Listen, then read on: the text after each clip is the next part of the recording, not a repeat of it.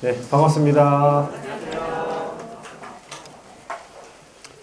자, 일주일 동안 공부 많이 하셨습니까?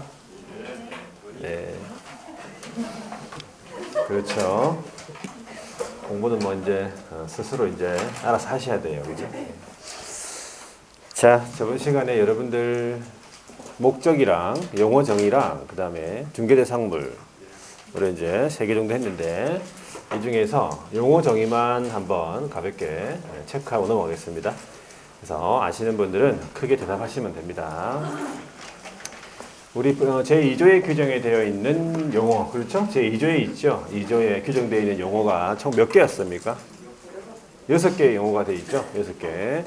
1초 만에 답이 안 나온다는 얘기는 그거는 좀 이제 공부가 덜 됐다는 얘기예요. 원래 1초 만에 답이 나오면 그래도 공부가 됐구나 이렇게 생각하시면 돼. 자, 그렇게 생각하고 여러분들 자, 6개의 용어가 있는데 첫 번째 용어가 뭡니까? 중개죠. 중개. 속으로 대답하지 말고 이렇게 얘기하세요. 속으로 대답하시는 분이 있네 지금 보니까. 물어볼 때마다 이제 앞에 딱 쳐다보면서 대답하고 뭐 그렇지 뭐. 첫 번째 용어가 중개인데 중개는 4개의 요소로 돼 있어요. 첫 번째 중개 대상물 나와야 되겠죠. 두 번째는 거래 당사자. 세 번째가 매매 교환 임대차 그 밖의 권리의 득실 변경에 관한 행위. 자, 네 번째 어떻게 하겠다? 알선하는 거. 그래서 이 4가지의 요소가 다 결합이 되었을 때 이 법상 중개를 한 것이다. 그러면 이제 한마디로 얘기하면 중개는 알선이죠. 알선이고 소개, 주선, 흥정, 교섭, 조정 그렇습니다. 자, 지금 중개 대상물이 나와야 되는데 중개 대상물은 5가지였죠. 어떻게 암기했습니까? 그래서 토건, 입관공 그렇게 암기했습니다. 5가지 물건에 대해서 알선했을 때 이 법상 중개를 한 것이다. 자, 거래 당사자 대표적으로 매매 같으면 매도인, 매수인, 임대차는 임대인, 임차인. 자, 거기에서 매도인과 임대인을 어떻게 불렀습니까? 권리를 이전하고자 하는 의뢰인이에요. 그다음 매수인하고 임차인은요? 권리를 취득하고자 하는 의뢰인. 이렇게 구분하고. 자, 그다음 매매 교환 임대차 그 밖의 권리의 득실 변경에 관한 행위. 이것을 민법에서 뭐라 불렀습니까? 법률행위라고 했습니다. 법률행위. 다른 말로 이제 계약이 되는 거죠. 그래서 이러한 법률행위가 용이하게 성립할 수 있도록 조력하고 주선하는 사실행위. 그 사실행위가 바로 중개행위입니다. 개업이 행하는 중개행위라는 얘기죠.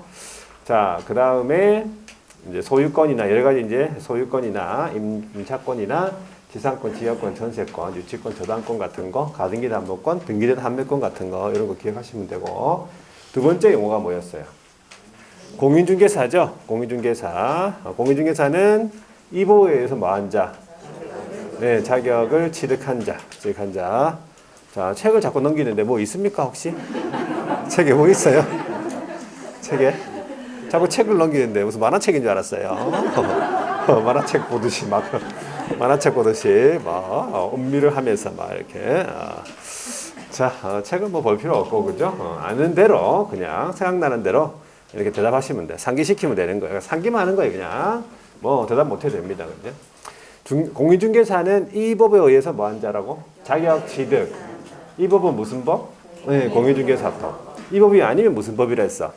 저 법입니다. 저 법의 대표적인 법이 외국법이에요. 그래서 반드시 이 법에 의해서 자격 취득한 자.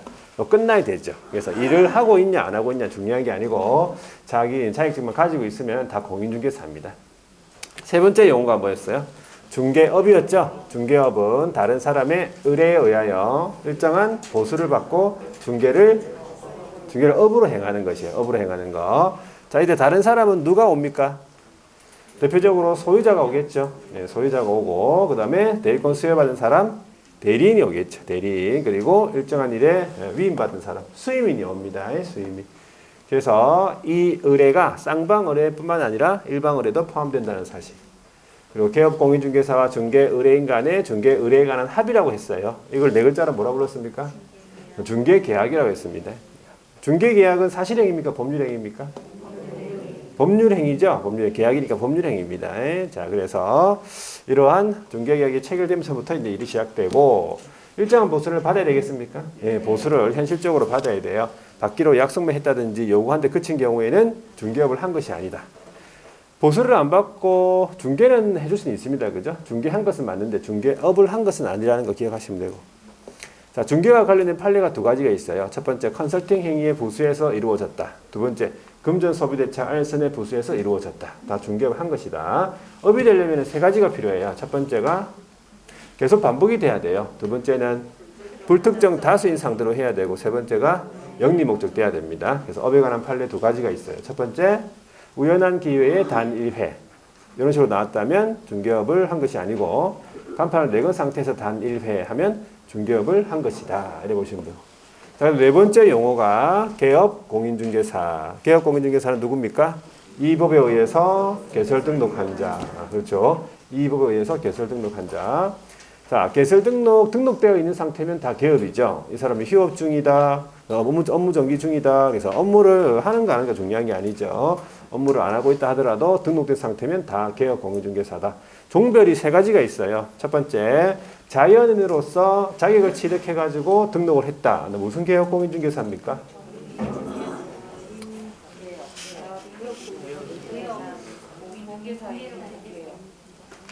자, 다시 할게요. 없었던 걸로 하고. 깔끔하게 해주세요. 깔끔하게만. 지저분하게만 하지 말고. 자, 자연인으로서, 여러분들이죠. 여러분 자연인으로서 자격을 취득하고 등록했다. 무슨 개업 공인중개사? 공인중개사인 개업 공인중개사. 이래 부릅니다. 예, 여러분들이 되는 거예요. 자, 그 다음에 자연인인데 자격증 없어. 근데 등록한 것으로 보는 자. 네, 부칙상의 개업이에요. 부칙제 6조 2항. 그다음에 법인을 설립해가지고 등록했다. 네, 법인인 개업공인중개사. 이거는 이제 이 세 가지는 우리 법에서 규정하고 있는 개업공인중개사 종별이고, 다른 법률 규정에 따라 중개업을 할 수 있는 법인이 있다고. 그걸 네 글자로 네, 특수법인이에요. 이 특수법인의 대표적으로 뭐가 있어요? 농협이 있어요. 또 뭐 자산관리공사가 있고요. 산림조합이 있어요. 종류만 일단 알아두시면 돼요. 자, 그 다음에 다섯 번째 용어가 뭐예요?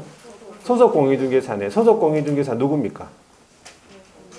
개업에 소속된 공인중개사. 자격증 있는 사람이죠. 또 누가 포함되어 있습니까? 법인의 임원사원 중에서 공인중개사인 자 포함. 자격증 있는 임원사원도 소속으로 봅니다. 자격증 있으니까 뭐 합니까? 중개 업무 수행하겠죠. 그리고 개업의 업무를 보조하는 사람이에요. 이렇게 보시고, 마지막 여섯 번째 누굽니까? 중개보조원이네요. 중개보조원은 공인중개사가 아닌 자죠. 자격증이 없습니다. 그래도 개업에 소속이 돼 있어요. 직원이죠. 자격증이 없으니까 무슨 일을 합니까? 네, 현장 안내, 일반 서무. 이 두 가지가 명시가 돼 있어요. 이런 업무를 무슨 업무라 그럽니까? 단순한 업무라 그래요. 이런 단순 업무를 보조하는 사람이에요. 중개보조원. 그래서 이 여섯 가지 용어를 완벽하게 딱 물어봤을 때 이렇게 대답이 나와줘야 돼. 이렇게 대답이 잘 나온다는 것은 공부도 별도로 안 했는데 대답이 잘 나온다는 건 둘 중에 한 가지예요. 여러분들이 머리가 좋거나 아니면 제가 잘 가르치거나. 어떤 겁니까? 잘 가르친 거겠죠, 아무래도. 여러분들 머리를 잘 알고 있으니까. 자, 그래서 여러분들이 수업 시간에 충실하게 하면 우리 중개사법은 그렇게 집에 가서 별 할 거 없습니다. 그죠? 예. 그리고 기억도 잘 좀 이렇게 다른 과목에 비해서 좀 늦게 좀 잊어버리죠. 그래서 조금만 신경 쓰면 우리 과목은 금방 성적이 이렇게 잘 나오게 돼 있어요. 자, 그래서 오늘은 보니까 50페이지 할 차례입니까? 자, 50페이지에 시험 제도랑 교육 제도라고 적어놨는데 일단은 시험 제도에 대해서 한번 적어보겠습니다. 시험 제도 적어볼게요. 공인중개사 시험 제도인데 자, 공인중개사 제도.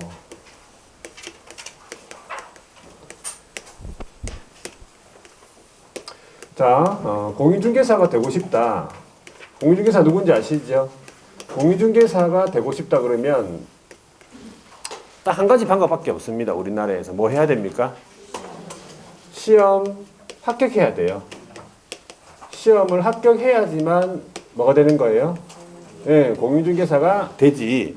다른 방법은 없습니다. 면접을 보고 합격시켜준다. 그러면 여러분들은 다 뭡니까? 합격이죠, 당연히. 합격. 마스크 끼고 가세요. 마스크 벗어보세요 하면 절대 벗지 마시고. 그럼 합격이에요. 눈만 보면 합격이죠. 자, 그 다음에 근데 그렇게 되는 건 아니라 없다 이거예요. 없어. 그냥 무조건 공부만 합격해야 돼요. 합격. 다른 방법 없습니다. 그래서 열심히 공부하시란 얘기예요. 자, 첫 번째, 우리 시험을 시행하는 시험 시행 기관이에요. 기관. 다른 말로 얘기하면 시험 시행자가 되겠습니까? 네. 누가 시험을 시행하는가? 원칙과 예외가 있어요. 원칙적으로 누가 시험 치냐면 시도지사가 시험을 칩니다. 시도지사가. 그러니까 시도지사가 시행하는 거죠. 그러면은 각 시도마다 시험 문제가 다를 수 있습니까?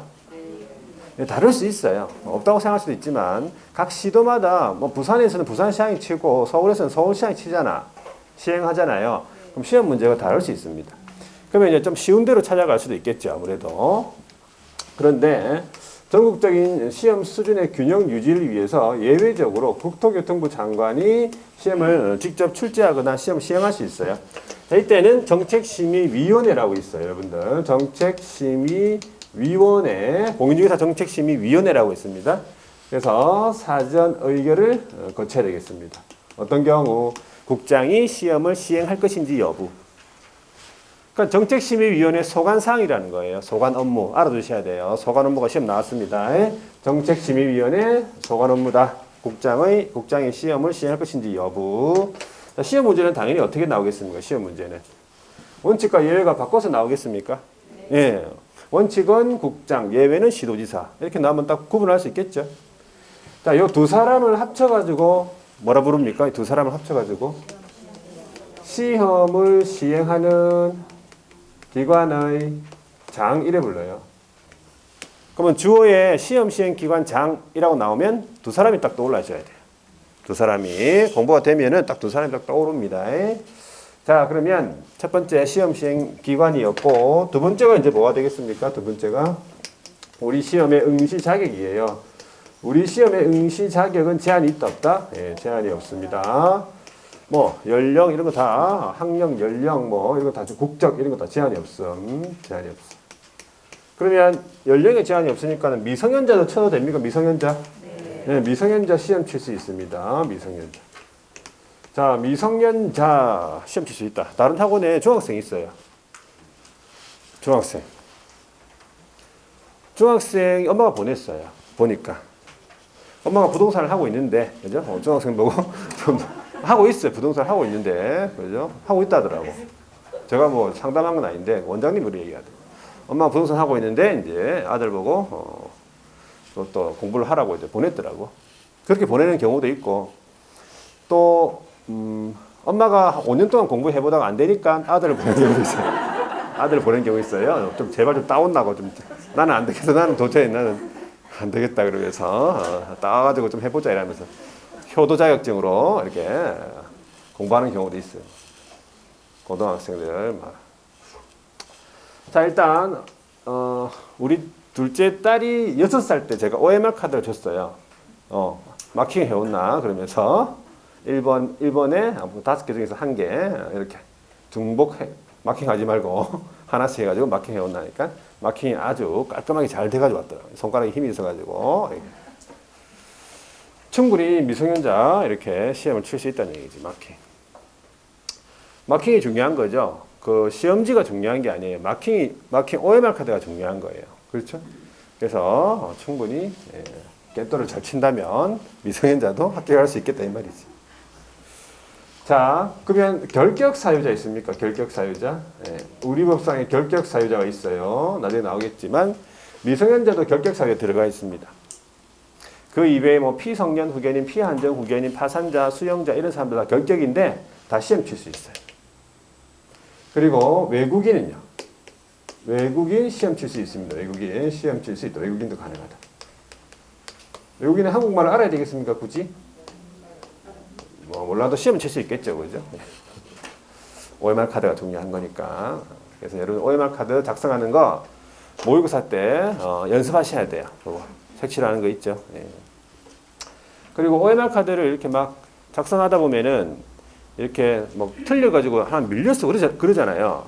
그러면 이제 시험장에서 막 바꿀 거 아니야. 그러면 이제 좀 힘들어져요. OMR 카드를 바꾸면 힘들어진다는 얘기예요. 그럼 뭐 두고 가야 됩니까? 시험장에? 수정 테이프 들고 가야 돼요.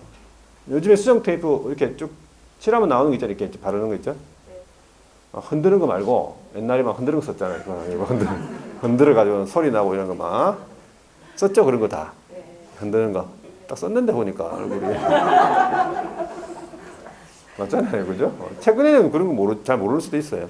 최근에는 다 이렇게 딱 바르는 거니까. 그래서 그 수정 테이프 반드시 가져가야 됩니다. 그거. 가져가야 돼요. 주머니에 넣어 가야 돼요. 그래가지고 틀릴 수도 있어요. 그죠? 예. 왜 틀릴 수 있냐면 앞에 1번이잖아. 그리고 막 또 앞에 이제 번호가 1번 찍었는데 이제 뒤에 번호는 그 다음 번호가 5번이잖아요. 그러면 또 그 1번 찍었는데 그 옆에 또 5번 찍을 수 있어요. 그죠?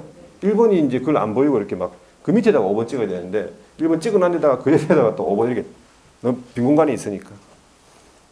제가 그랬다는 얘기지. 그래서 다 자기 경험에서 나오는 거예요. 경험을 말하지 뭐, 뭐 다른 사람 이야기인데 하면서 그렇게 이야기하는 건 다 자기 이야기예요.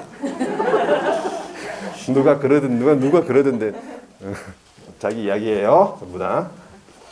자, 그래서 그런 사람들 다 시험 칠 수 있다 얘기지. 근데 응시할 수 없는 사람이 딱 두 사람이 있어요. 요거 중요한데 첫 번째가 누구냐면은 부정행위자예요.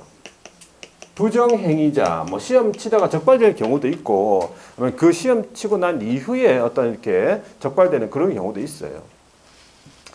자, 부정행위자 당연히 그 시험이 어떻게 되겠어요? 그 부정행위자의 시험은 무효가 처리되겠죠. 아무리 시험을 잘 쳐도 무효 처분 되겠다 이 말이에요. 합격증이 나왔다 하더라도 무효 처분이 될 거예요. 그렇죠? 두 번째. 그리고 그 무효 처분일로부터 몇 년간? 네, 5년간 시험을 못 치게 합니다. 응시 자격을 정지하죠. 5년간 시험을 못 치게 한다.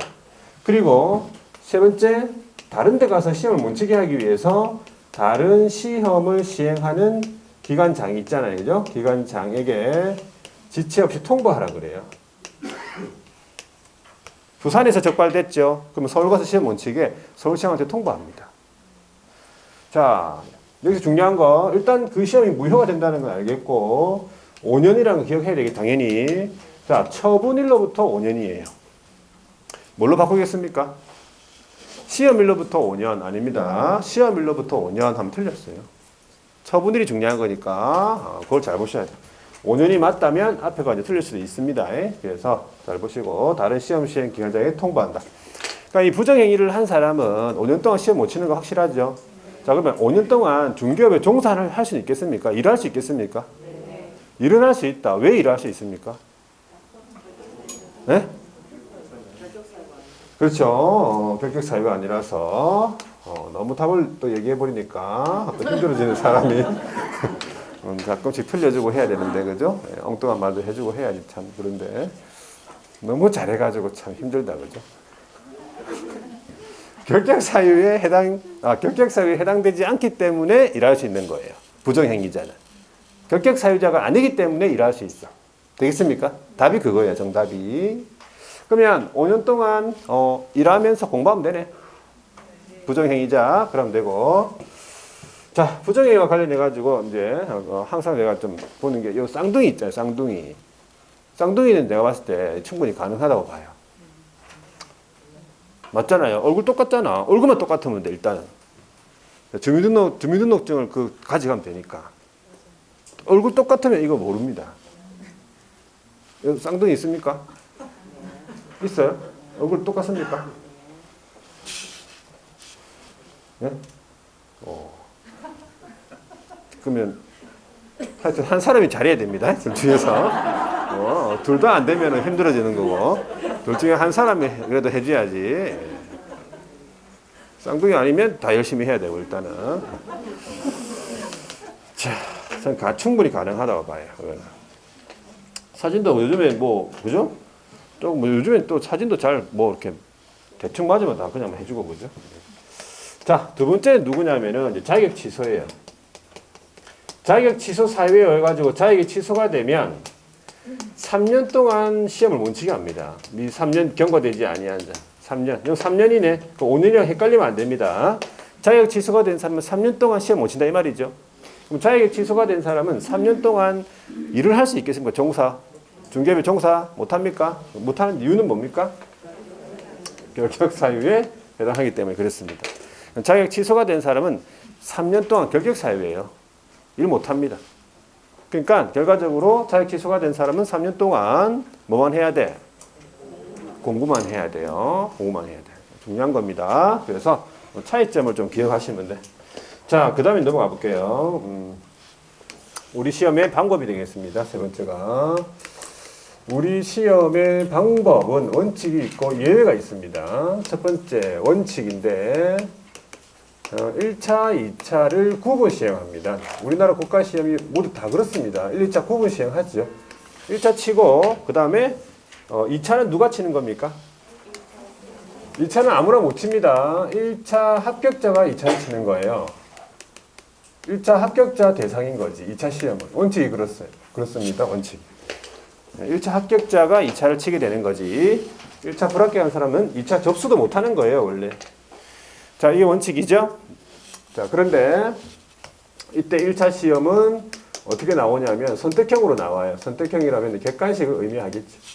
여기다가 주관식하고 단답형하고 기입형 같은 거 이렇게 가미할 수 있어요. 자, 두 번째, 2차 시험은 원칙적으로 어떻게 치냐면 선택형이 아닙니다. 선택형이 아니면 뭐겠습니까? 논문형이라고 되어 있어요. 원칙적으로. 논문형. 써내려가야 된다 이 말이겠지. 논문형. 논문형 같으면 우리 시험 칠 수 있겠습니까? 논문형으로.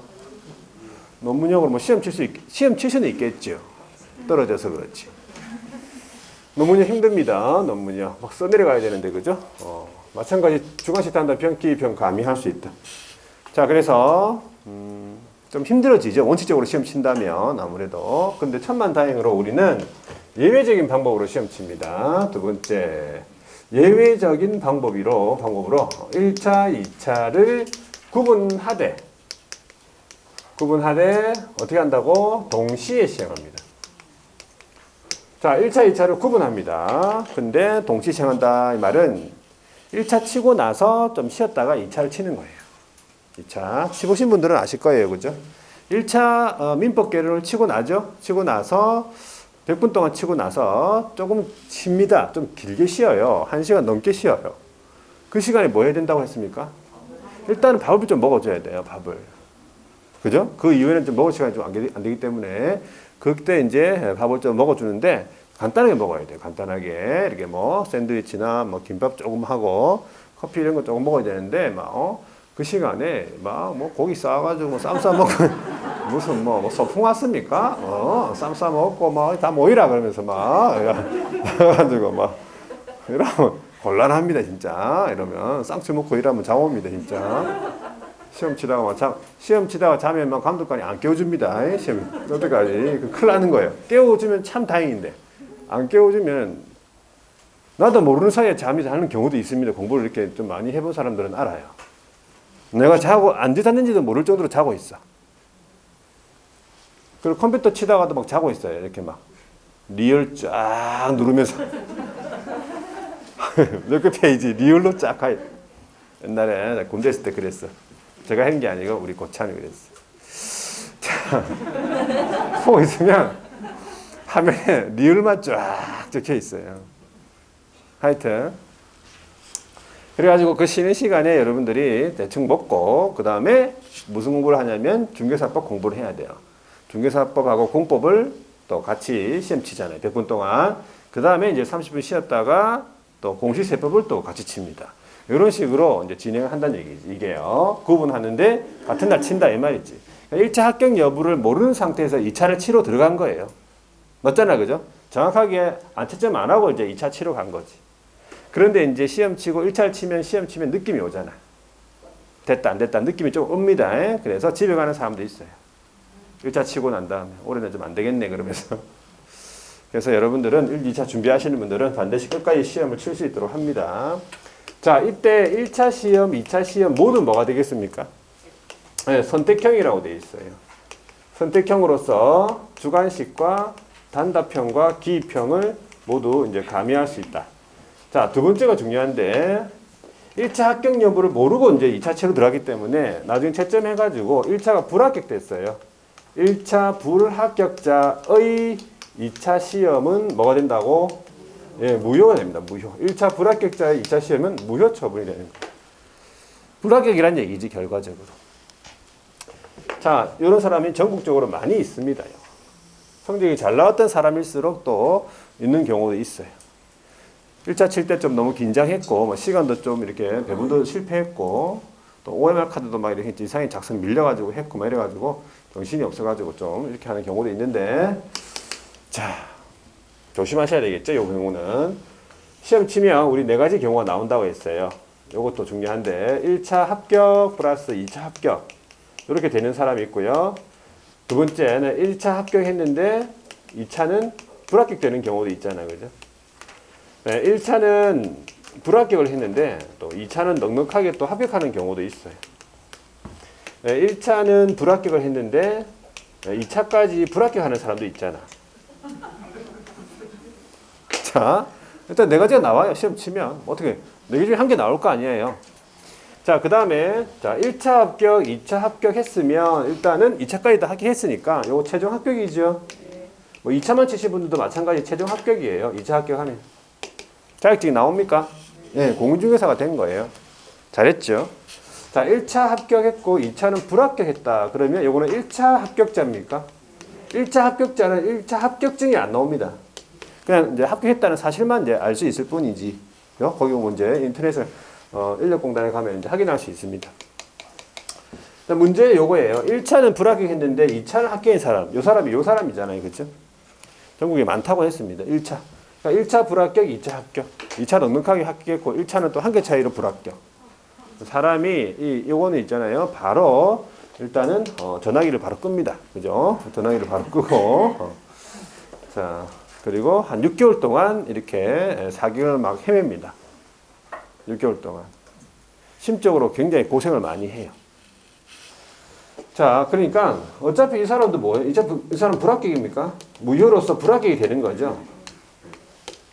심적으로 고생 6개월 동안 하고 이거보다는 차라리 뭐가 낫다고? 이게 나아요. 차라리 1차 불합격, 2차 불합격 깔끔하게 불합격. 그냥 다시 시작. 다시 시작. 아무것도 없어. 그냥 미련없고 11월 달부터 다시 입문 과정부터 다시 깔끔하게. 이거보다는 차라리 이게 낫다는 얘기지. 얘도 불합격이니까. 자, 그럼 여러분들 요 중에서 뭐 해야 됩니까? 당연히 이거 해야 되지. 요거 최종 합격. 근데 이제 1년 동안 공부하다 보면 또 여의치 않아요. 상황이. 나는 공부하고 싶은데 주위 또 여건이 또 그렇게 안 되는 경우도 있어. 그럼 1차라도 합격해야 돼. 요거 2개는 안 된다. 특히 요거는 안 됩니다. 요거는 심적으로 굉장히 6개월 동안 고생하니까 안 된다는 얘기죠. 자, 그래서 여러분들이 어떻게 해야 되겠다라고 이렇게 한번 보시면 되고, 그 다음에 이제 나오는 게 우리 시험의 면제인데, 우리 시험은 전부 면제는 없습니다.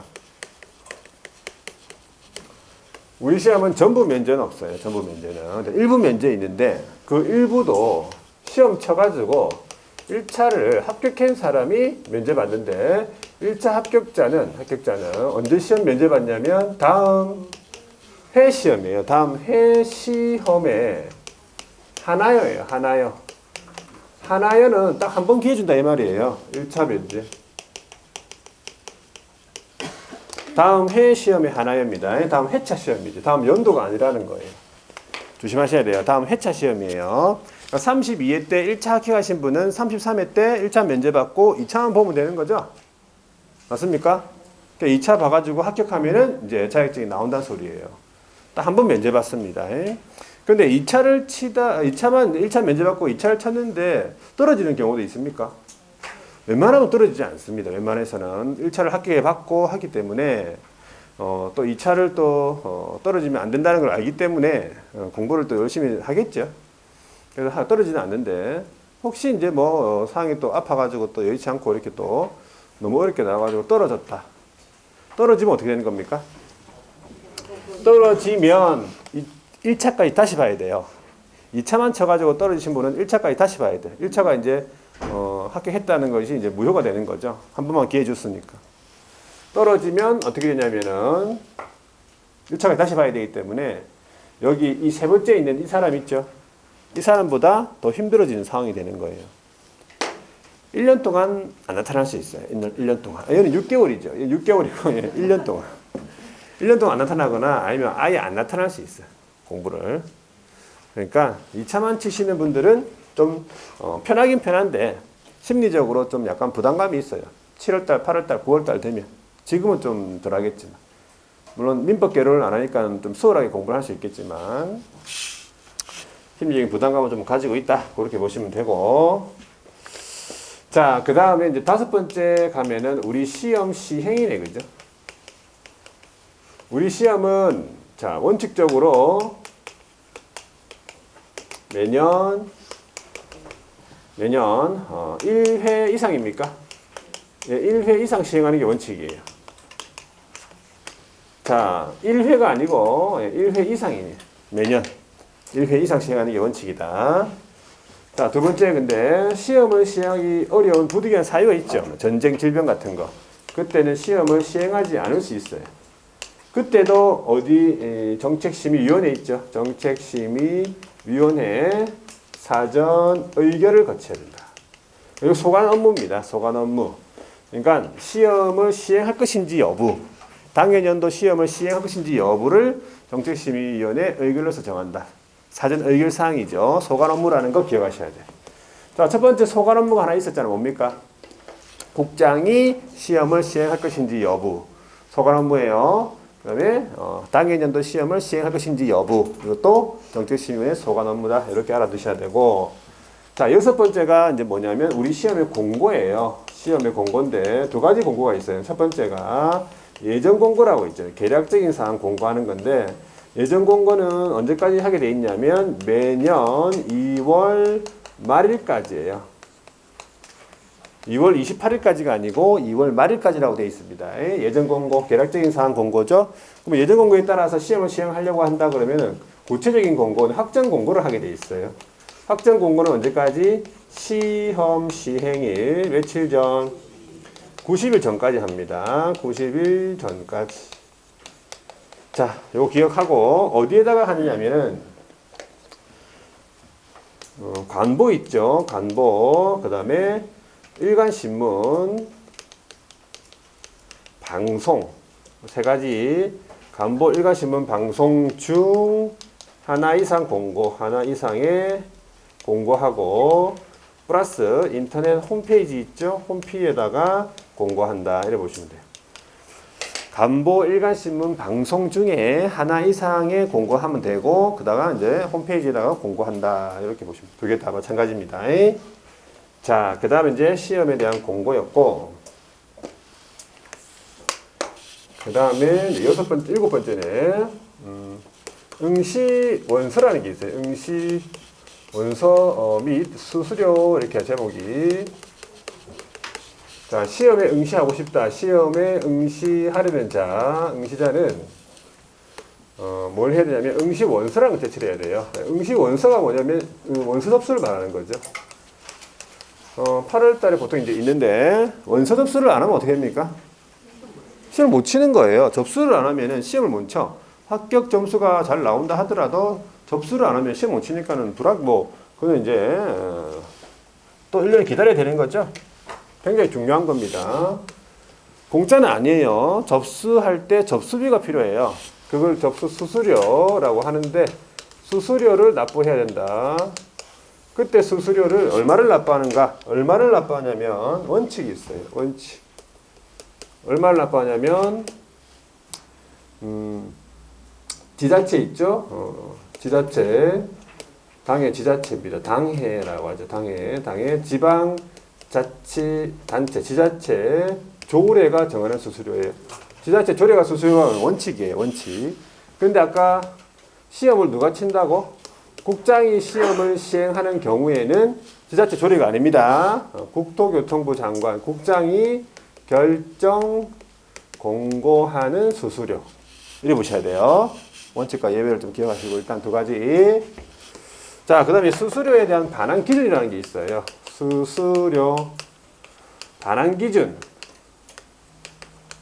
수수료에는 반환 기준 세 가지 정도가 있는데 첫 번째가 뭐냐면 첫 번째가 수수료를 과온합했다, 관합했다, 온합했다, 잘못 냈다. 그러면 얼마를 반환받겠습니까? 가온합한 금액이에요. 낸 거 다가 아니고 가온합한 거, 수수료 빼고 나머지 가온합한 금액의 전부를 반환받겠지. 자, 두 번째, 시험을 시행하는 시험 시행 기관의 귀책 사유, 잘못으로 인해 가지고 시험을 응시하지 못했다. 귀책 사유로 미응시, 시험 응시하지 못했다 이 말이죠. 그러니까 시험 시행 기관장의 잘못으로 응시하지 못했다. 그러니까 대표적으로 예를 들면 시험 장소를 이렇게 올려주잖아요. 접수할 때 시험 장소 아닌 곳을 이제 학교를 잘못해가지고 올린 거예요. 그래가지고 하필 내가 거기 우리 집하고 가까워가지고 거기다가 접수를 한 거지. 그래가지고 이제 딱 기다리고 있는데 시험날 가보니까 아무도 없고 내밖에 없어요. 그래가지고 시험 못 친 거예요. 그래가지고 얼마를 그러면 반환만? 그럼 시험 시행 기관장이 잘못한 거잖아요. 잘못 올렸으니까. 그럼 얼마를 반환받겠습니까? 얼마를? 낸 거 있잖아요. 낸 거. 납입한 수수료 전부를 반환받아야 되는 건 당연하지요. 자, 납입한 수수료 낸 거 전부를 반환받겠지. 시험 시행 기관장이 잘못했으니까. 자, 납입한 수수료 전부가 얼마입니까? 작년 기준으로. 28,000원 되겠습니까? 자, 28,000원을 받았어요. 그래가지고 어디 간다고 했어요? 그렇죠. 편의점 가야 돼. 일단은 집에 가면 안 돼요. 편의점 가가지고 뭘 사요? 소주를 한 병 사. 소주 1,500원 주고 소주를 사요. 1,500원 주고 소주를 사서 어떻게 맥주 산다는데 맥주 안 돼. 맥주는 즐기는 거고. 뭐하게 지금 소주 사야죠. 소주를 사가지고 어떻게 한다? 원샷을 때려야 돼. 바로 원샷 때려야지. 조금씩 나눠 마시는 거는 즐기는 거예요. 그것도. 자, 원샷 때리고 그 다음에 1,500원 빼면 나머지 돈 남아있죠. 그 나머지 돈 가지고 어디 갑니까? 주유소 가야 돼. 주유소 말통 들고 주유소 가서 기름 사요. 기름 다 삽니다. 1,500원 빼고 나머지 돈 있죠. 뭐 26,000원 얼마 다 삽니다. 다 사가지고 그다음 어디 가? 인력공단 시청에 가는데 지금 시청은 뭐 하려고 인력공단 가요. 지금 현재 인력공단 가가지고 위탁을 줬기 때문에 인력공단 갑니다. 인력공단 가가지고 그 기름 말통을 확 붓고 그 다음에 나이타로 빨리 땡기고 나와야 돼. 천천히 나오면 같이 타줍니다. 같이 덩어리부터 같이 타주고요. 그러니까 여러분들이 혹시 그런 상황이라면 이렇게 조치를 취해야 되겠다 이 말이지. 이렇게 된 적은 없습니다. 사실은 이렇게 된 적은 없고 그 전에 아무래도 시험 시행 기관이 이렇게 조치를 취하겠죠. 전화를 해가지고 장소를 옮긴다든지 이렇게 조치를 취하겠지 뭐.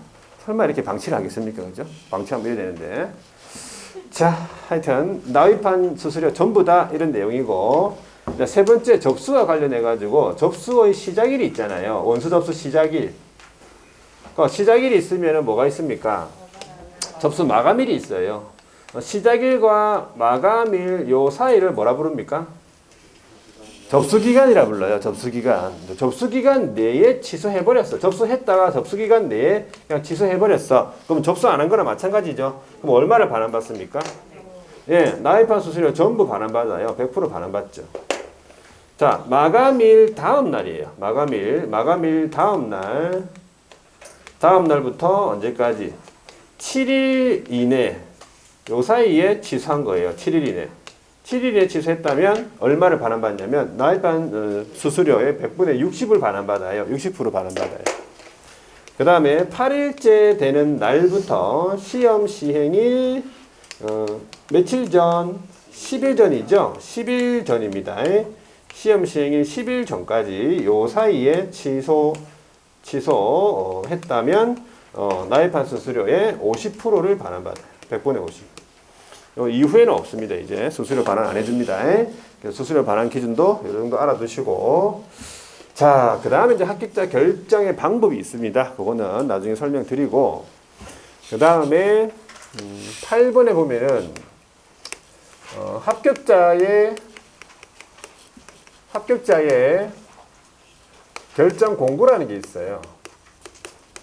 합격자의 결정 공고는 누가 하느냐? 합격자 결정 공고는 누가 하냐면 시험을 시행한 기관장이 합니다.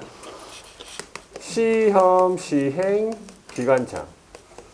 자, 시험 시행 기관장이 한다고 하면 국장이 시행했으면 국장이 결정 공고하고 시도의사가 시행했으면 시도의사가 결정 공고한다는 얘기죠. 자, 9번째, 자격증의 교부는 누가 합니까? 자격증 교부는 무조건 시도지사가 합니다. 자격증 교부는 시도지사예요. 국장이 시험 시행하더라도 자격증 교부는 누가 한다? 시도지사. 여러분들은 누구한테 받습니까? 시도지사 누구 그러니까 여러분들은? 울산시장한테 받는다 이 말이에요. 되겠습니까? 언제 받냐? 언제 교부하냐면은 공고일로부터 1개월 이내, 1월 이내 교부합니다. 자, 포항 같으면 누구한테 받으러 가야 됩니까? 포항은요? 포항은 누구한테 받으러 가야 돼? 포항시장입니까? 경북도지사입니까? 시도지사면은 도지사잖아. 포항은 경북에 있잖아. 경북도지사 맞습니까? 경상북도청 가야 되네. 맞죠? 어디 있습니까? 안동에 있죠? 안동. 그래서 포항에서 포항 살다 안동 살다 오셨나?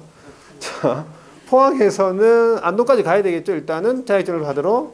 그런데 포항에서 공부하시는 분이 나는 도저히 공부를 못하겠다 이 얘기를 하니까 안동까지 갈 자신이 없대요. 공부 합격할 자신이 있지만 안동까지 갈 자신이 없대요.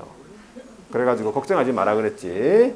일주일 동안 합격하면 우편으로 신청하면 우편 배달, 등기 우편으로 배달해 주니까 걱정하지 말고 공부하라 그랬어요. 자, 그래서 그런 부분도 여러분들 좀 알아두셔야 되고. 자, 이제 10번째가 뭐냐면 자격증 재교부. 자격증을 분실했다. 재교부. 자, 자격증 재교부는 누구한테 하냐면 자격증을 교부한 시도지사, 자격증 교부 시도지사한테 재교부 신청합니다. 자, 부산에서 자격증을 받았다. 부산에서 자격증을 받았는데 울산 남구에서 일하다가 뭐 자격증을 분실할 수 있잖아요. 그러면 누구한테 재교부 신청해야 됩니까? 부산시장이 맞죠? 부산시장이 누굽니까? 그렇죠. 자격증을 교부한 시도지사. 지금 이름 얘기하려고 했어요. 누가 지금 가만히 생각해보고 지금 이름이 누구지? 부산시장이 부산시장이 누구지? 자, 자격증 교부 시도지사입니다. 자, 일단 여기까지 봤어요. 여기까지 봤고 이 전체적인 내용들을 좀 다 알고 있어야 돼요. 여기에서 한 문, 여기서 보기 하나, 저기서 보기 하나 이런 식으로 나옵니다. 한 문제를 만들 때 다 알아야 되겠네, 그죠? 자, 그 다음에 이제 나머지는 밑줄 끄면서 한번 살펴볼게요. 밑줄 끌 때는 복습이라고 했습니다. 최대한 외워봅니다. 50페이지. 시험 시행 기관이 나와 있죠. 자, 시험 시행 기관 밑에 정문 밑에 보면 양가로 1번에 원칙 동그라미 보세요. 원칙. 원칙적으로 누가 시험 칩니까? 시도지사 밑줄 거기까지 하시면 돼. 그리고 양가로 2번 예외 동그라미 하고 누가? 국장이 시험 치는데 두 번째 줄에 보시니까 심의위원회 의결 거쳐 여기까지 밑줄. 그러니까 국장이 시험 시행할 때는 정책심의위원회 심의를 거쳐라 이 말이죠. 사전 의결 사항이다 이 말입니다. 위탁 시행은 지금 보지 말고 출제도 지금 출제도 안 봅니다. 넘어가서 응시 자격 볼게요. 52페이지에 우리 시험 응시 자격 해가지고 일단 자격에 제한이 없는데 양가로 1번에 자격이 응시 자격이 없는 자라고 되어 있어요. 그죠? 동그라미 1번 자격이 취소되고 몇 년? 3년 경과되지 아니한 자. 이 사람은 3년 동안 뭐만 하라 그랬어요? 공부만 하라 그랬습니다. 일 못합니다. 자, 동그라미 2번 부정행위로 인해 가지고 무효 처분일로부터 몇 년 동안 5년 지나지 아니한 자. 이게 이제 부정행위자라고 하죠. 자, 두 번째 줄에 보세요. 부정행위자는 그 시험을 무효 밑줄 긋고요. 옆으로 쭉 가면 처분이 있는 날로부터 몇 년간? 5년간 응시 자격 정지합니다. 그리고 동그라미 니은입니까? 지체 없이 다른 시험 시행 기관의 장에게 통보. 다른 데 가서 시험 못 치게 하려고 하는 거죠. 요 두 사람이 시험을 못 치는 거고 나머지 양가로 2번 자격이 있는 자 해가지고 보니까 남녀노소 뭐 연령 국적 등의 제한이 없다 이 말이지. 그래서 미성년자 극격 사유자 외국인도 다 응시 가능하다 이 말입니다. 그래서 보면 동그라미 2번에 뭐 미성년, 피한정, 피성년, 외국인, 집행유예 뭐 이런 사람들 다 시험 칠 수 있다 이렇게 보시면 돼요. 자, 오른쪽에 우리 시험 응시 원서가 뭐로 나왔네. 시험에 응시하고자 하는 자 밑줄 거 보세요. 시험에 응시하고자 하는 자는 뭐 해야 된다? 끝에 응시 원서 제출. 원서 접수를 해야 된다 이 말이죠. 그때 그 밑에 줄에 끝에 보시면 수수료 납부해야 되겠습니다. 공짜가 아니고. 자, 응시 수수료 원칙 나와 있어. 지자체 조례, 당의 지자체 조례입니다. 원칙이 지자체 조례. 밑에 양가로 2번 국장 시험 시행하지요. 그러면 국장이 결정 공고하는 수수료. 위탁 지금 보지 말고. 양가로 4번에 응시 수수료 반환 나왔습니다. 동그라미 2번 반환 기준, 동그라미 기억. 가오납 밑줄 가오납. 자, 가오납했다 어떻게 합니까? 가오납한 금액 전부. 자, 니은 시험 시행 기관 기책 사유로 응시하지 못했다. 납입한 수수료 전부. 디귿 접수기간 내 취소 밑줄. 접수기간 내 취소 접수하는 거나 마찬가지죠. 납입한 수수료 전부. 자, 리얼 접수 마감일 다음 날부터 7일 이내 취소 이 말이죠. 납입한 수수료 60%, 100분의 60% 한 장 넘겨보세요. 미음에 리을에서 정한 기간이 경과 이 말이 8일째 되는 날부터 그 뜻입니다. 8일째 되는 날부터 시험 시행일 며칠 전, 10일 전까지 취소했죠. 납입한 수수료 100분의 50% 반환받습니다. 자, 5번 시험 방법 내용. 시험 시행 나왔다. 우리 시험은 매년 몇 회? 1회 이상이 들어가는 게 중요합니다. 1회 이상 시행하는 게 원칙이다. 두 번째 줄 보시니까 부득이한 사정이 있는 경우 시험 안 칠 수도 있습니다. 그때는 밑줄 거 보세요. 정책심의위원회 의결을 거쳐 당해년도 시험을 시행하지 아니할 수 있다. 정책심의위원회 의결 사항입니까? 네, 당해년도 시험을 시행할 것인지 여부 기억하셔야 돼요. 자, 시험 공고 나왔는데 두 가지 계략적인 공고, 이제 예전 공고죠. 언제까지? 세 번째 줄. 매년 2월 말일까지라고 돼 있고, 어디다가? 거기 보면은 간보라고 있는 간보 찾았습니까? 일간신문 있고, 그 다음에 간보 있고, 방송 중 하나 이상의 공고하고, 인터넷 홈페이지 공고. 자, 예전 공고에 따라서 이제 시험을 하려고 한다 그러면 구체적인 공고, 확정 공고가 나옵니다. 동그라미 2번. 언제까지? 세 번째 줄 시험 시행일 90일 전까지 마찬가지 일간신문 간보 방송 중 하나 이상 공고하고 홈페이지 공고. 우리 시험 방법 보세요. 자, 원칙은 어떻게 한다고요? 1, 2차 구분 시행이에요. 원칙이죠. 1, 2차 구분 시행이다 이 말이지. 그래서 동그라미 기억 보니까 1, 2차 구분 시행 적어놨고 이때 2차 시험은 누가 친다고요? 1차 합격자를 대상으로 2차를 칩니다. 그때 동그라미 니은 1차 시험 밑줄 긋고 선택형 동그라미 하고 쭉 옆으로 가면 주관식 단답형 기입형 가미가 있어요. 동그라미 디귿 2차 시험 밑줄 끄세요. 그리고 논문형 동그라미 하고 주관식 단답형 기입형 가미. 이게 원칙입니다. 그런데 오른쪽 넘어가 보니까 동그라미 2번 예외가 있어요. 예외 구분. 자, 1, 2차 구분하되 어떻게 한다고? 동시침. 같은 날 시행한다 이 말입니다. 그때 동그라미 기억 1차, 2차 구분하되 동시 시행이라는 말이 있고요. 두 번째 줄에. 자, 그때 2차 시험의 시험 방법은 1차 시험 방법에 따른다. 이 말이 전부 다 선택형이다. 이 말이에요. 선택형으로서 주관식 단답형 기입형 가미 그 뜻입니다. 동그라미 니엄. 자, 1차 시험 불합격자의 2차 시험 뭐가 된다고? 무효입니다. 밑줄. 1차 시험 불합격자의 2차 시험 무효. 양가로 4분의 시험의 일부 면제. 우리 시험 1차 시험 합격자는 언제 시험? 다음 해 동그라미. 다음 연도 아닙니다. 다음 회차 시험의 1차 면제. 이렇게 알아두고 과목이고 밑에 합격자 결정 공고란 말 나와 있는데 자, 여기서 합격자 결정 공고가 굉장히 중요한데 합격자의 결정을 어떻게 하냐? 합격자 결정 방법이에요.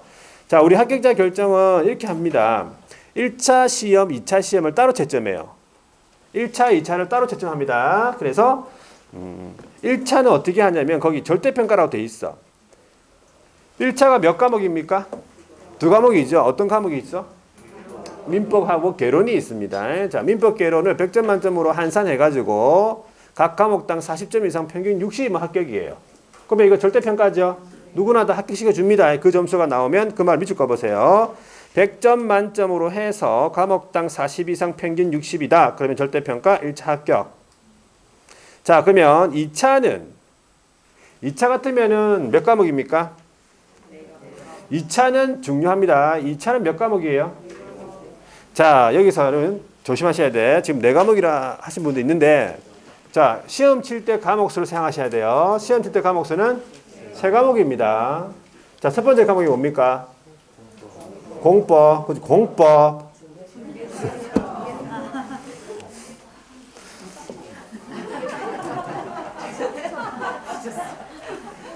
다시 합니다. 다시. 2차는 몇 과목? 3과목이죠. 3과목. 첫 번째 과목이 뭐라고요? 중개사법이잖아요. 중개사법. 정신을 차리셔야 돼요. 지금 뭐 마음대로 얘기하면 안 되고 생각나는 대로 분위기를 보고 얘기해야지. 어디에 앉아 있는지 지금 어느 시간에 앉아 있는지. 자, 그것도 그렇지만 우리 중개사법이 1번 문제로 나와요. 여러분들 시험 치면 아직 시험 안 쳐봐서 모르겠지만 1번 문제로 나오고 1번부터 40번까지가 중개사법, 사실 1번부터 80번까지가 공법이에요. 순서가 그렇습니다. 그래서 일단은 중개사법 한 과목, 그 다음에 공법 한 과목이죠. 그 다음에 이제 공시세법이 합쳐서 한 과목인 게 중요한 거예요. 이게 중요한 거예요. 공시세법이 합쳐서 한 과목이다. 그러면 우리 공시법은 다시 두려운 나뉘죠. 뭐로 나뉩니까? 지적법이랑 등기법으로 나뉘잖아요. 그런 다음에 이제 세법이 이제 들어가잖아요. 그러면 이 세 개를 합쳐가지고 꽈락을 매기는 거예요. 지적법이 몇 문제 나오죠? 12개. 등기법은 12개. 세법이 16개. 이것도 모르는 사람 있어. 일단 잘 알아두셔야 돼, 이거. 그래가지고 이 세 개를 합쳐서 꽈락을 매기는 거예요. 각각 꽈락을 매기는 게 아니에요. 그러니까 세 개를 합쳐서 꽈락을 매기니까 포기할 건 포기해야 돼, 이 중에서. 예를 들어 등기법이 잘 안 된다. 등기법 포기해야 돼. 12문제. 그냥 또 쳐야 돼요. 등기법 같은 경우에는 공부를 해도 4문제를 맞추고 공부를 안 해도 3문제를 맞춰요. 어떻게 하시렵니까 지금? 열심히 공부하고 해도 4문제예요. 공부를 안 해 걔도 쳐도 3문제 맞춰요. 어떻게 하시렵니까? 일단은 공부를 한번 해보고 결정하세요. 공부를 일단 해보고 이거 아니다 싶으면은 걔도 치세요 그냥. 그게 맞아요. 그게 전략적으로 공부한 거라니까. 대신에 이제 지적법을 다 맞춰야 돼. 최소 10개 맞춰요. 12개 중에서 10개 맞을 수 있어요.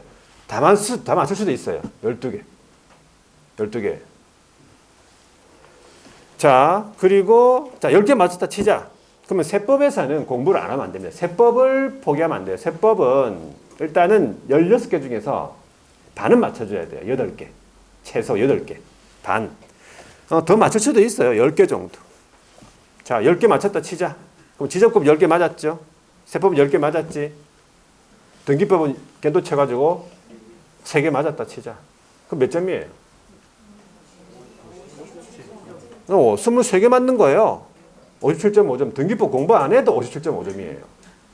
등기법 공부하면 그냥 60점 나오고.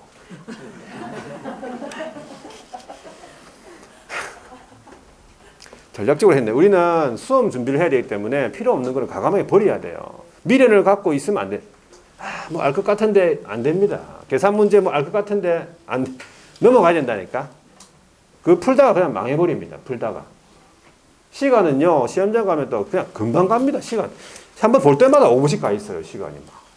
그러니까 전략적으로 빨리빨리 그런 연습을 모의고사 때 하셔야 돼. 모의고사 때. 치는 연습. 그래서 공시세법을 합쳐서 한 과목으로 한다는 게 중요한 거예요. 그래서 3과목이다. 3과목 시험 칠 때 과목 3과목입니다. 그러면 마찬가지 어떻게 선발하냐면 절대평가를 뽑습니다. 과목당 40 이상 평균 60. 그래가지고 다른 거 50점 맞고, 그죠? 우리 과목에서 8점 맞아가지고 10점씩 주면 돼요. 그럼 평균 60 나오잖아. 그런 식으로 공부해야 된다는 거지. 밑줄 한번 꺼보세요. 원칙, 절대평가. 과목 100점 만점 환산해가지고 과목당 40 이상 평균 60. 그러면 너나 나나 할 거 없이 그냥 다 합격시켜줍니다. 절대평가잖아요. 그죠? 옆에 사람이 뭐가 되는 거예요? 경쟁자가 아니죠. 서로 친하게 지낼 수도 있습니다. 그죠? 서로 도와가면서 친하게 지내고 막 착하게 서로 막 도와가면서 잘 가르쳐주고 막. 근데 이제 문제가 이거예요. 한 장 넘겨보세요. 동그라미 2번이잖아요. 선발 예정 인원을 공고한 경우라는 말이 있어요. 자, 이게 뭐냐면 올해 2만 명을 뽑겠다라고 이제 예정 인원을 공고한 거예요. 선발 예정 인원 딱 2만 명 뽑겠다. 전국에 2만 명 뽑겠다. 그러면 내가 2만 명 안에 들어가야 됩니까? 그래야 옆에 사람은 떨어져야 된다는 얘기예요. 옆에 사람이 떨어져야 내가 들어간다는 얘기예요. 그게 무슨 평가예요? 상대 평가예요. 그럼 옆에 사람이 뭐가 돼? 경쟁자가 되는 거지. 그러면 학원 분위기가 굉장히 좀 안 좋아집니다. 경쟁자이기 때문에. 지금은 좀 괜찮은데 이제 나중에 7월달 되잖아요. 그럼 조금만 떠들고 그러면 뭐 나온 날에 옥상 올라가자 뭐. 잠시 보자 이러면서 많은 짓인데 이러면서. 인생을 지금 막 그러면서 막 얘기를 하고 여름에 특히 막 에어컨 때문에 막 절대평가 때도 막 싸우거든요. 네, 절대평가면 오죽하겠어요. 조금만 예민하고 이런 사람들 막 옷을 벗으라 그러면서 막 옷을 막 입고 있네 라면서. 그리고 막 와가지고 뭐 가르쳐 달라고 하면 어떻게 한다고? 모른다 하면 천만다행이게 틀리게 가르쳐 준다니까. 가르쳐 줄게 그러면서 막 개장 안 된 거 옛날 거 막 가르쳐 주고 틀리게 막 가르쳐 주고 경쟁자가 원래 심리가 그래요. 떨어져야 되거든. 한 사람이라도 내가 합격하려면 심리가 원래 그래. 사람이 원래 그래요. 악한 사람이에요. 원래 사람은 다 위기에 상황되면 막 지 살 거라고 막 그런 존재입니다. 그래서 여러분 그럴 수밖에 없죠. 사람이라는 게. 그런 험한 걸 보기 전에 일단 합격하셔야 돼요. 올해 험합니다. 험한 걸 봅니다. 진짜. 요즘에 이제 뭐 이렇게 뭐 마스크 요즘에 이제 이것 때문에 별로 안 하는데 옛날에는 막 많이 했거든요. 그러니까 여러분들이 우리 이제 2024년인가 또 얘기가 또 나오잖아요. 상대 평가가. 그렇죠? 그런 얘기가 또 있어요. 그러니까 여러분이 올해 반드시 합격하셔야 돼. 나가면서 조건이 있다고 했잖아요. 뭐라고? 한 명을 앉혀놓고 나가셔야 돼요. 여기. 누가 어디서 저기서 데리고 오든 어디서 데리고 저기서 데리고 오든 저기 있나? 저기서 데리고 오든 뭐 저기서 넘어오든 하여튼 막 한 명씩 다 데리고 와야 돼요. 집사람을 데리고 오든 집사람 호랑이띠는 집사람이에요. 호랑이띠. 합격시켜 드릴게. 내년에 호랑이가 아니겠지만 합격시켜 드릴게. 물어봐가지고는 작년에 호랑이띠인 사람 물어봐가지고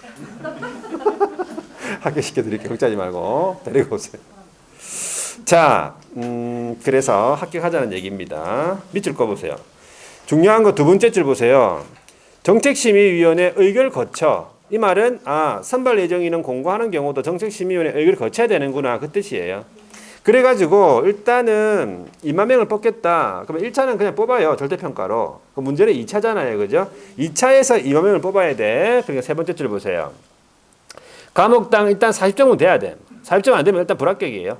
과목당 40점자 이상인 자 중에서 쭉 가면 총점의 그 밑에 줄 고득점자 순으로 선발이에요. 2만 명 끊는 거죠. 그런데 이제 동그라미 니은 보니까 동점자로 인해 가지고 초과해 버렸네. 2만 명이. 그러면 동점자를 모두 합격자 시켜줘야 되겠죠. 자, 동그라미 3번도 마찬가지. 최소 선발 인원 또는 최소 선발 비율을 공고했다. 20% 뽑겠다. 2만 명을 뽑겠다. 최소 2만 명을 뽑겠다. 그러면 절대평가하고 상대평가 돼 있잖아요. 그죠? 절대평가로 뽑아요. 2만 명을 뽑아. 최소 2만 명이 됐으니까 절대평가로 2만 명을 뽑아. 근데 2만 명이 안 나올 수 있잖아요. 그게 뭐냐면 미달이에요. 미달이 어디 있습니까? 미달. 동그라미 니은에 보시면은 세 번째 줄에 나와 있네. 미달 있죠? 미달 동그라미. 미달이 됐다 그러면 이제 미달된 인원에 대해서는 이제 상대평가로 돌아가는 거예요. 2차 시험에서 과목당 42점 이상 그리고 중에서 총점의 고득점자 순으로 선발한다 이 말이지. 동점자는 모두 합격자. 이런 식으로 된다. 이렇게 규정이 되어 있습니다. 지금 현재. 자, 여기까지 보고. 자, 합격자 공고는 누가 한다고 했습니까? 예, 합격자 공고 누가 한다 했어요? 시험 시행 기관장입니다. 이거 시도의사 아닙니다. 시험 시행 기관장이에요. 자, 자격증 교부는 누가 한다 했어요? 시도지사예요, 무조건. 언제 교부한다 했어요? 결정 공고일로부터 1개월 이내. 오른쪽에 자격증 재교부는 누구한테 재교부 신청합니까? 자격증을 교부한 시도지사한테 재교부 신청하게 되는 거죠. 자, 여기까지 있고 한 장 넘겨보세요. 자, 자격증 대여등 금지란 말 나와 있는데 이것도 시험 문제 많이 물어봤어. 거기 시험 문제 많이 물어봤었습니다. 지금 자격증 대여등 금지. 자, 당연히 자격증 대여등을 하면 안 되겠죠. 자, 어떻게 돼 있냐면 밑줄 거 보세요. 공인중개사 밑줄. 공인중개사 자격증 있는 사람이죠. 다른 사람 밑줄. 자격증 없는 사람이에요. 밑줄 거 보세요. 자기의 성명을 사용해서 중개 업무 하계에서 하계 동그라미. 그러니까 하계만 해도 대여한 거랑 마찬가지다 이 말이에요. 대여한 꼴이다 마찬가지입니다. 하계만 해도 제재를 받습니다. 하계하거나 시켰다는 얘기죠. 그리고 자격증을 양도라고 되어 있는데 양도가 뭐라 했습니까? 빌려주는 거? 그럼 대여는 뭡니까? 빌려주는 거. 양도도 빌려주고 대여도 빌려주고. 양도는 뭐라고? 파는 거예요. 넘기는 거 파는 거예요. 대여는 빌려주는 거다. 되겠습니까? 양도하면 안 되고 대여하면 안 된다 이 뜻입니다. 자, 그리고 동그라미 그 밑에 하나 더 있네. 누구든지 밑줄. 누구든지는 자격증이 있는 사람 말이에요. 자격증 없는 사람 말이에요. 누구든지 자격증 없는 사람. 다른 사람 자격증 있는 사람 말이에요. 다른 사람의 자격증을 밑줄 양수하거나 대여받아 사용해서는 안 된다. 그렇잖아요. 그죠? 그러니까 상식적으로 생각해보면 다 이해가 돼. 그냥. 당연히 양수돼야 안 되지. 양도돼야 안 되고. 이런 내용들을 알고 있어야 금지되는 내용을 알고 있어야 그냥 제재를 갖다 붙이는 거예요. 나중에 암기법을 통해서.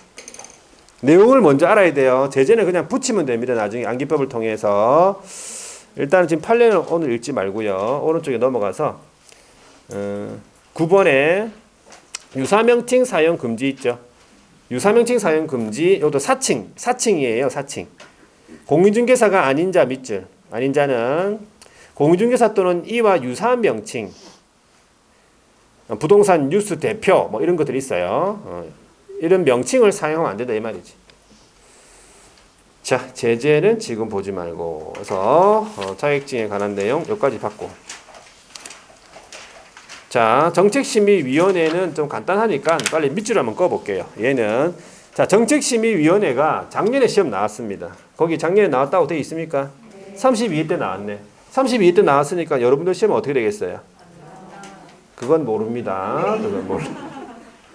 그런데 32회 때 얘가 나왔는데 보통 이제 매년 나오는 문제가 아닙니다. 얘는. 그래서 안 나올 확률이 더 높아요.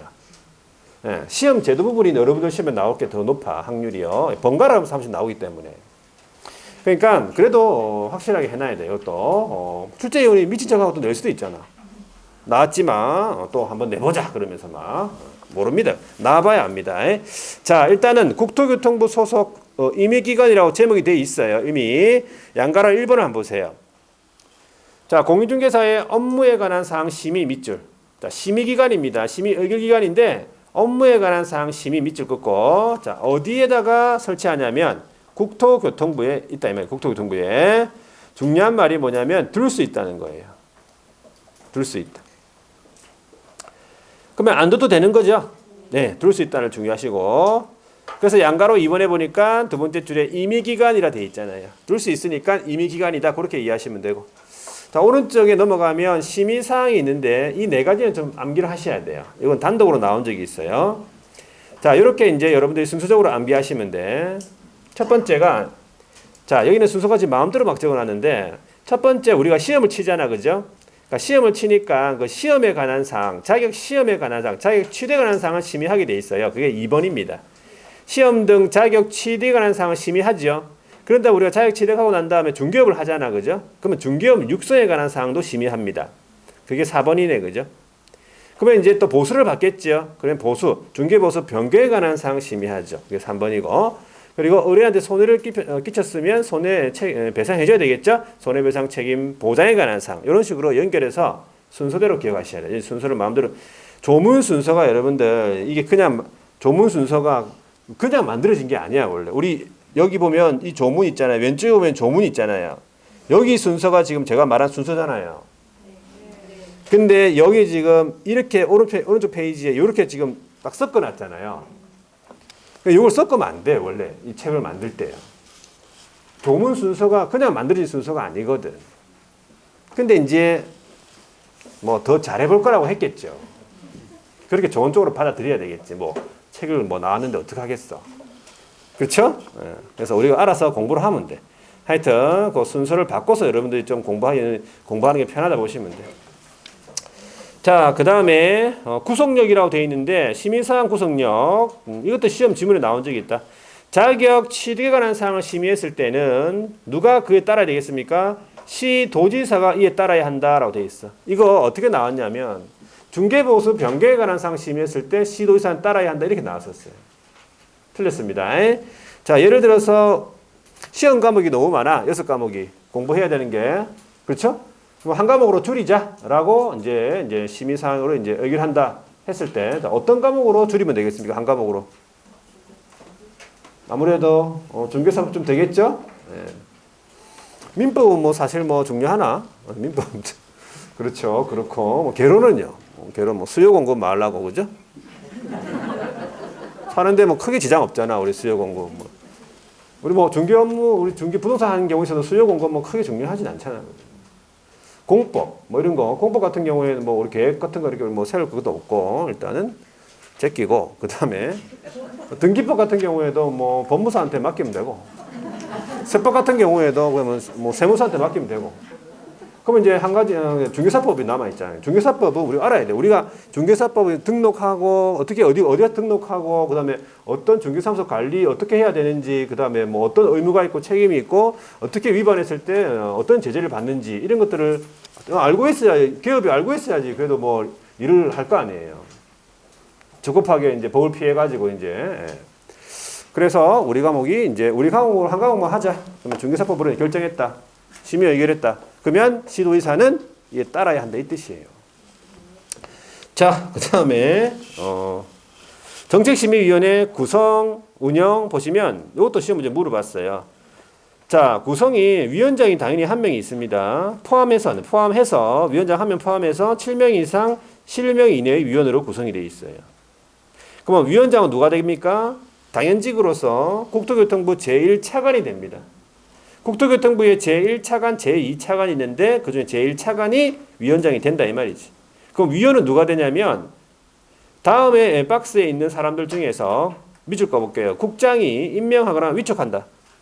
그러니까 박스에 있는 사람들 지금 보는 게 아니고 위원들을 국장이 임명하거나 위촉한다. 그렇게 알아두셔야 돼요. 넘겨보세요. 임기가 있는데 동그라미 2번 임기는 몇 년이냐 2년이라고 돼 있죠.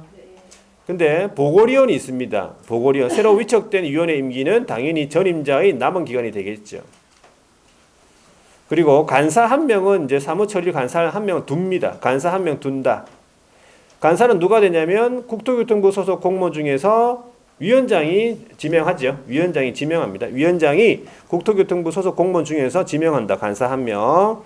자, 운영은 어떻게 하냐면 제적위원 과반수 출석으로 개의. 과반수란 말은 반수 초과예요. 반보다 한 명 더 많아야 됩니다. 그리고 출석위원 과반수 찬성으로 의결한다. 그 다음에 위원, 그 다음에 전문가에게 예산 범위에서 수당 뭐 이런 거 여비 지급할 수 있습니다. 그리고 그 밖에 필요한 세칙, 운영 세칙 같은 거는 의결을 거쳐서 위원장이 정한다라고 되어 있고. 자, 위원장 직무는 위원회 대표 밑줄 긋고요. 업무 총괄합니다. 그리고 당연히 회의 소집합니다. 회의 소집 의장 되겠고 회의를 소집하려면 양가로 3번이죠. 회의 개최 7일 전까지 통지해야 된다. 이 말이고 긴급이다, 부득이하다 그러면 회의 개최 전날까지 통보 가능하다. 그렇게 알아두십니다. 오른쪽에 이제 관계 전문가를 출석하게 해가지고 첫 번째 줄에요.